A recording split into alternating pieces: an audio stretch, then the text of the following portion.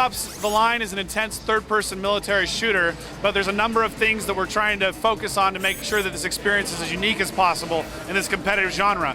First and foremost, we have a very dark and mature narrative where we follow a squad of elite Delta Force operators into the heart of darkness in a surreal environment. So in the near future, the game takes place in Dubai after a series of cataclysmic sandstorms have swept through the region and have literally filled the city with sand. And so this provides a lot of opportunities in this already fantastic city that's actually a real-world environment for visuals and also gameplay. So things like being able to cause sand avalanches to crush your enemies and when you're outnumbered.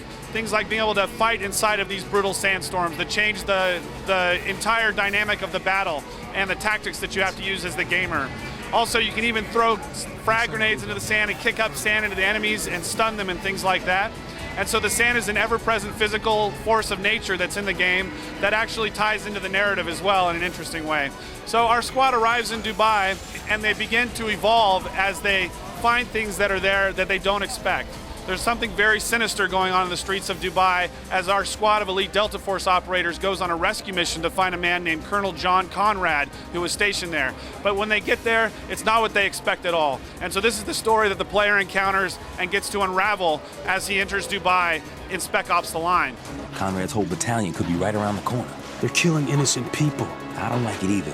If we charge in guns blazing, they'll just get caught in the crossfire. So today we're showing a number of things, some of the things I just mentioned, like the effects that sand can have on the combat and things like that. But probably the thing I'm most excited about is we're showing a scene where the player gets to make a decision about how to approach a very difficult and heart-wrenching scenario where a man who has information that they need is being tortured. And there's a number of different ways that they can choose to approach the situation, and the squad mates disagree on how this should be approached. And the player gets to use all of the gameplay mechanics and moves that we've provided in order to make this decision in any way he wants. So there's not like press A to do the good thing or press B to do the bad thing, or any like press B to do the good thing and get the big BFG weapon afterwards or something like that.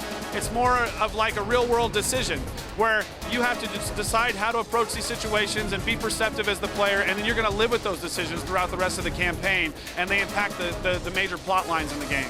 You can imagine if everything in the world was just covered in sand, that would be pretty boring. It would just be drab and so what we have done is actually, first and foremost, we chose the city of Dubai, which is an amazing architectural playground. It's something that strikes the imagination in every way possible.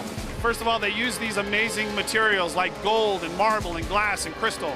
And then on top of that, the sand provides this crazy variety where, you know, you may be walking on a sand dune but realize, oh, I'm actually walking on the rooftop of a building that has a glass roof.